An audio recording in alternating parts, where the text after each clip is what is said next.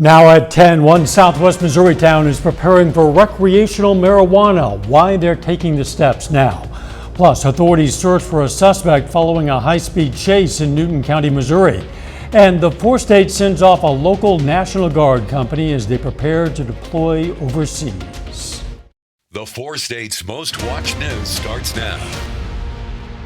The legal purchase of recreational marijuana is just a month away for Missourians. This is KOAM News at 10. I'm Dow Quick. On November 8th, Missourians voted to pass the legalization of recreational marijuana. City of Neosho is now preparing for sales, which will include sales tax. City officials say the tax will go back to the city. First, any sales tax or any increase in taxes has to go to a vote of the people. It'll be on, they're looking to have it on the April ballot this year for a 3% sales tax on retail marijuana. This money would most likely just go into general revenue for general city usage. Levin says it could be used for swimming pools or roads or police, even though the police and fire have their own tax right now. Residents of Neosho could start buying marijuana recreationally as soon as February 3rd. The mother accused in the tortured death of a 4-year-old girl in west central Missouri pleads guilty. Mary Mast pleaded guilty to first-degree child endangerment in the death of 4-year-old Jessica Mast. In December of 2020, authorities went to a home near KOAM. They found Jessica wrapped in a blanket, already dead, with bruises on her body, along with ruptured blisters. Jessica's father, James Mast, was scheduled to appear in court today for a pre-trial conference. Prosecutors recommended Mary Mast spend 5 years in prison. 35-year-old Ethan Mast and 21-year-old Courtney Amon were also charged in that investigation. Authorities say they killed the girl to, quote, remove a demon. Ethan Mast pleaded guilty last year. Amon still awaits trial. Police say a football player at Fort Hays State University in Kansas was shot and killed outside a bar in Oklahoma City on New Year's Day. 22-year-old Daniel Howard was killed. Others were injured in that shooting at Sunset Patio Lounge early Sunday. Authorities say several people were kicked out of the bar after a fight broke out. The shooting occurred when the argument continued in a nearby parking lot. Howard played 2 years at Northeastern Oklahoma A&M in Miami, Oklahoma, before transferring to Fort Hays State in Kansas in the spring of last year. There's no word on the condition of the others who were injured. A suspect led Newton County Police on a high-speed chase last night. Speeds topped 105 miles an hour. Authorities say the suspect left the car near Jacob Lane and ran into Shoal Creek, and police believe that person crossed Shoal Creek where railroad tracks were. Authorities asked a train to stop in case the suspect tried to hop on. The chase began near Downstream Boulevard of a suspected DWI driver, and the chase passed through several Joplin streets. At last report, the suspect had not been found, but did leave items in the car that might identify who it is. A southwest Missouri woman is dead following a crash in Greene County, Missouri. Authorities say yesterday 30-year-old Jennifer Hood drove off US 65 on a curve north of Springfield, then crossed the median into oncoming traffic where she hit another car head-on. The driver of the other car, 18-year-old Madison Ruse of Pleasant Hope, Missouri, and her passenger, 49-year-old Andrew Ruse, suffered serious injuries.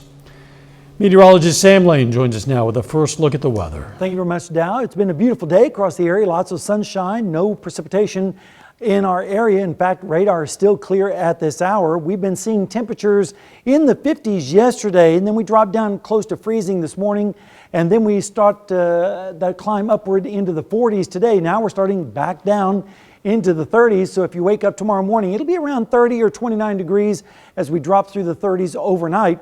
Then, as we take a look down the lane, we're going to see some chilly mornings ahead and also some Saturday showers. And then we're going to go through a dry pattern, it looks like, and then maybe an extended period forecast, maybe a little bit of wintry mix. And of course, I'll have all details on that in just a bit. All right, we'll catch you then. Family, friends, and supporters gather at Carthage High School today as some area National Guard members prepare to head overseas. The 294th Engineer Company will deploy to the Horn of Africa. Their mission will be to conduct construction projects. We talked to one soldier who's proud to serve his country with his fellow soldiers, even though it's a tough time to leave family. It's the first time I've ever been deployed. I actually just got married this year and found out we're gonna have a boy this year in May. It's a tradition during the ceremony. The oldest soldier in the unit will be in charge, carrying the American flag throughout the deployment and returning it safely. And the youngest soldier will do the same with the Missouri state flag. The Carthage, Missouri School District hosted a meet and greet with the district's new superintendent.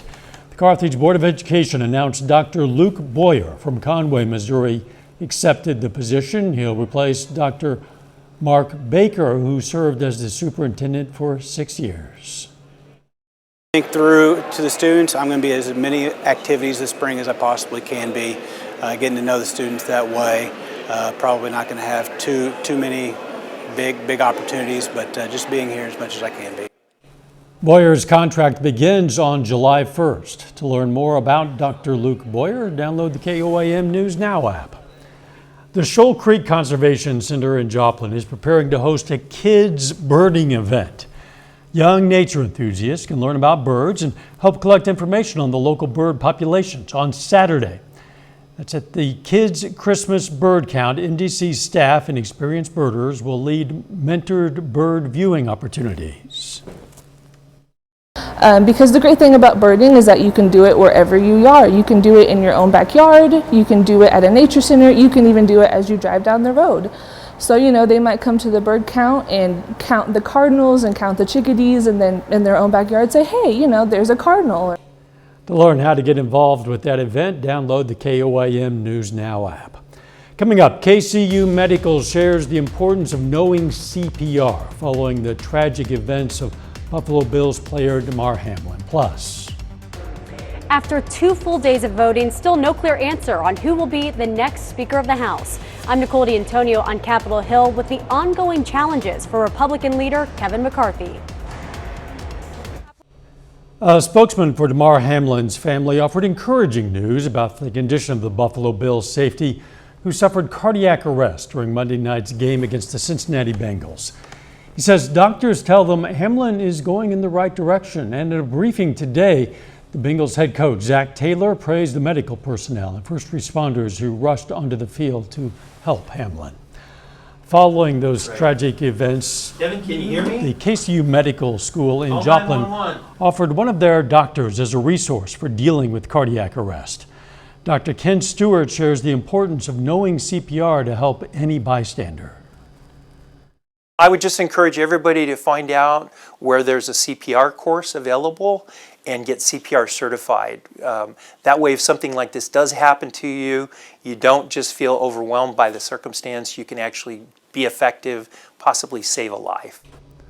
To learn how to become CPR certified, go to our website, KOAMnewsnow.com. The House of Representatives is still trying to elect a speaker well over 24 hours after they started. It's the first time since 1923 the body did not elect a speaker in the first vote, and the Republican majority is struggling to come together. Reporter Nicole D'Antonio is in Washington now with the latest. Well, it's Groundhog Day. The House of Representatives is at a standstill, with Republicans unable to choose a speaker after 3 more rounds of voting Wednesday afternoon. A speaker has not been elected. More than a dozen members are preventing California's Kevin McCarthy from reaching a majority, despite receiving several concessions from the GOP leader. Do you have a deal with those guys right now? Not yet, but a lot of progress. The House cannot conduct its regular business until it elects a speaker. Several Republicans on the Intelligence Committee say they can't get briefings on national security matters. I'm informed by House Security that technically I don't have a clearance. Former President Trump and Vice President Mike Pence tried to boost McCarthy on social media, but it didn't seem to sway hardliners. The president needs to tell Kevin McCarthy that, sir, you do not have the votes and it's time to withdraw. The group nominated Florida Congressman Byron Donalds, who said he doesn't particularly want the job, and urged patience as the negotiations continue. This is day 2. not day 100, not day 200. Everybody's going to be just fine. That's all politics. President Biden weighed in on the chaos while in Kentucky for an event with the Senate's top Republican, Mitch McConnell. To be able to have a Congress that can't function is just embarrassing. We're the greatest nation in the world. How can that be? House Democrats have remained unified, voting for New York's Hakeem Jeffries. Nicole D'Antonio, CBS News, Capitol Hill. After 3 unsuccessful votes today that were nearly identical to yesterday's 3 votes, the House adjourned for a few hours so Republicans could try to privately work out a deal. But the two sides couldn't come to an agreement, and the House came back into session only to adjourn again until noon tomorrow. The faithful flocking to Vatican City had one last opportunity today to pay respects to the late Pope Emeritus Benedict XVI, who died last week at age 95. Tens of thousands of mourners have been paying tribute to Benedict beneath St. Peter's Basilica. Just a few hundred yards away, the crowd of Pope Francis's general audience cheered, "Long live the Pope." This tale of 2 popes will make history again tomorrow when Francis becomes the first pontiff in modern history to preside over the funeral of his predecessor. Meta is being fined hundreds of millions of dollars for violating European privacy laws. The Irish Data Protection Commission looked into the parent company of Facebook and Instagram after inquiries into data processing operations at Meta Ireland. The commission concluded the company broke the European Union's data privacy rules. Meta intends to appeal the substance of the rulings and the fines. General Motors has recaptured the title of top car seller in the U.S. 1 year after losing the crown to Toyota.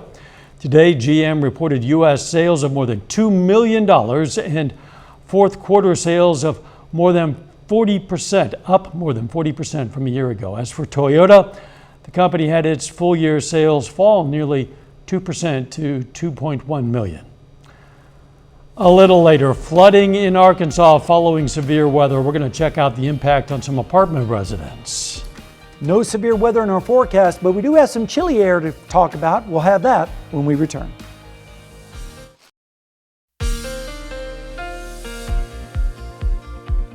Well, we were above normal on temperatures today, but I don't think anyone's going to complain about that. Lots of sunshine to go around for everyone, and looks like we're going to have more of that. Let's take a look outside right now on Seneca, Missouri. At Seneca at the Indigo Sky Casino and Resort. Pretty nice night shaping up down there. Like I said, we did make it up to 48 degrees today, starting out at freezing 32, which is actually above the normals of 44 and 25. And of course, the records back in 1997 of 69 and -7 back in 1959. And the high that day happened to be only 8 degrees. So it was very, very cold that year. Here's a look at the upper level low that kind of caused all the problems the other day with the severe weather. Still sitting over Iowa right now, not really making much progress, but eventually this will start to push out towards the north and east. And then our attention is going to turn towards this monster, which is now off the west coast, creating lots of problems for California with flooding and landslides in that particular state. This is going to move towards us, but it's not going to be as powerful by the time it gets here, so we'll just have a few showers. Tonight we're going to see temperatures dropping through the 30s, and that's where we are right now, generally everywhere. 34 in Iola, 38 in Fort Scott, 38 in Neosho, and 39 down in Welch. Now we're about a degree or 2 warmer tonight than we were last night at this time. A little bit cooler up in Yates Center with about 3 degrees difference from last night. All right, let's take a look at the dew points. They're pretty low, and that's what's going to allow the temperature to drop tonight. The lower the dew point, once the sun goes down, the temperature really starts to plummet, and we're going to see readings bottoming out in the 20s in a lot of locations. Right now in Joplin, it's 39, west wind at 7, so that makes it feel like 34 out there with a dew point of 26, and the pressure is currently rising. Forecast for tonight, mostly fair. We're going to see temperatures dropping into the upper 20s to around 30 degrees in most locations with light westerly winds. Then tomorrow, with lots of sunshine, we should warm up into the mid 40s in most locations, lower 40s up to the north, and close to 50 down for our friends in Oklahoma. Then as we go through the day into the morning hours on Friday, we're going to see a warm front move through the area. Temperatures are still going to drop into the 20s and upper 30s, or lower 30s, with a few more clouds across the area. Then as we go through the day on Friday, we're going to see increasing clouds and increasing moisture, but it also means our temperatures are going to increase too, with readings generally in the mid 50s, upper 50s down to the south, a little bit cooler up towards the north. Then Friday night into Saturday morning, this front's going to start generating some showers and storms up towards the north and east. That's where the best chance of rain is going to be. Doesn't look like everyone's going to get rain with this next system. In fact, some of the rainfall amounts are going to be very light up towards the north and east, let's say from Fort Scott to Lamar over to Greenfield, and points north and east from there. Just around maybe a few hundredths of an inch of rainfall is all we're really expecting from this system. Here's that system. It's going to pull away, leaving us with some mild air coming in behind it. Here's that system on Saturday. Once that moves away, we'll start to see the mild air come back in as we move towards the early part of next week. All right, here's your forecast over the next 7 days. 46 tomorrow, double nickel on Friday, morning showers on Saturday, and then a little bit cooler on Sunday, but we go right back into the 50s, Dow, early next week with lows in the 30s. And then if we extend it out, we're going to be looking at maybe a wintry mix on early Thursday morning, but we have plenty of time to worry about that. Yeah, we won't worry about it until we need to. That's right. Thanks, Sam. At least 40 to 50 residents in the River Bend apartments in West Memphis, Arkansas had to be evacuated by firefighters yesterday due to flooding from a severe storm. Officials said they had to shut off power to the complex to evacuate the people. Residents say they saw people taken out on stretchers and evacuated by boat and a bus. People who didn't leave during the first go-around were calling for help to get to safety by the afternoon. Still ahead, the Missouri Tigers aim for their third straight win over a ranked opponent. And the Joplin Eagles prepare to defend their tournament title in this week's Kaminsky Classic. Jacob Leonard has that and more coming up.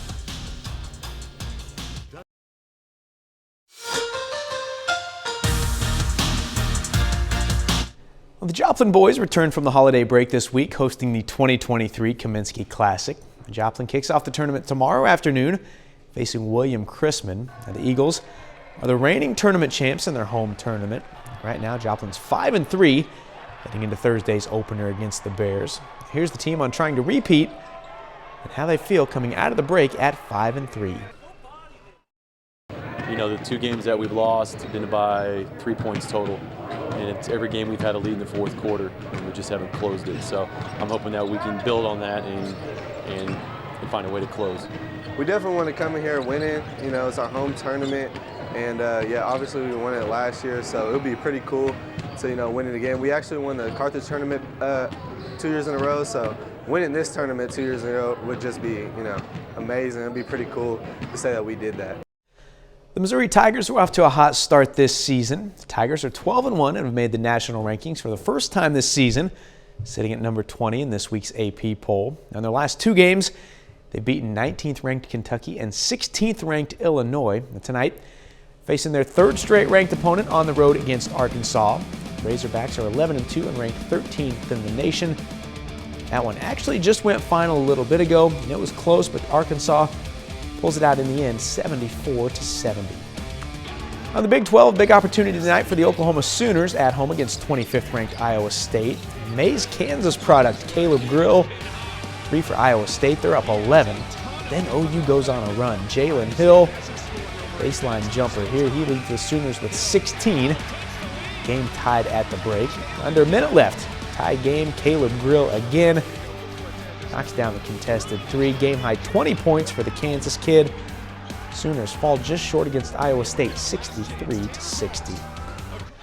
Staying in the Big 12, the Kansas State Wildcats picked up a big-time win last night, beating Texas 116-103. The 219 combined points between the two teams is a new Big 12 record for a regulation game. Marquise Noel scored a game-high 36 points for the Wildcats to go along with 9 assists. K-State's now 13-1 overall, including 2-0 in the Big 12.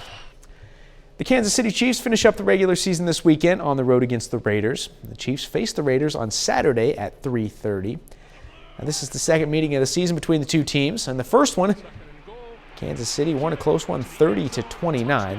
Now, this Saturday's meeting will be the first NFL game since the league postponed Monday's Bengals-Bills game after Bills safety Damar Hamlin suffered cardiac arrest on the field, had to be taken to a local hospital in Cincinnati.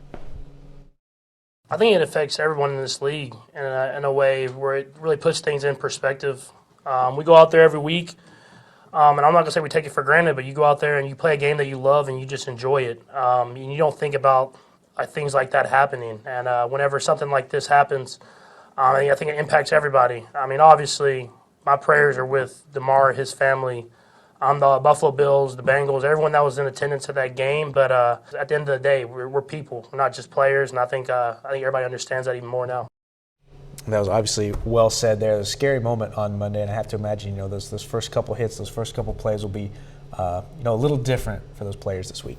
It's always a risk they know they face when they go out on that field, but it seems more real this week in light of what has just happened on Monday. Hope everyone is safe. How a man's love for dogs helped him create a positive impact on his community. That's next. Take time now to honor a local veteran. Clarence Brown served in the U.S. Army from 1952 to 1965. The Oswego, Kansas native was stationed in Korea, and we are proud to salute Clarence Brown, a four-state hero. Sometimes man's best friend needs some training to help them achieve that status, and apparently you really can teach an old dog new tricks. Chasing Tails is a new dog training business in Iola, Kansas. Chase Martin is using his experience working with dogs in the military to help dog owners train their pups, and it's a welcome by some dog owners. And Kansas City is really, prior to Chase starting here, was one of the only options, whether you went to Kansas City or Wichita, wherever. There wasn't really anything here, so it's been awesome for our clients, for myself, just to make things more accessible to everyone. Chasing Tails prides itself on making training accessible to the community. Weather not too bad ahead. Not too bad. In fact, I just changed the forecast in the extended. I went ahead and removed the sleet. We're just going to go with showers now, and maybe some more showers on Saturday. I'm glad we got rid of the sleet. Final sports notes. Big day for college basketball tomorrow. Missouri Southern at Fort Hays State. Pitt State at Nebraska Kearney. We'll have it covered tomorrow night. Morning show starts at 5 a.m. Let's make it a great tomorrow.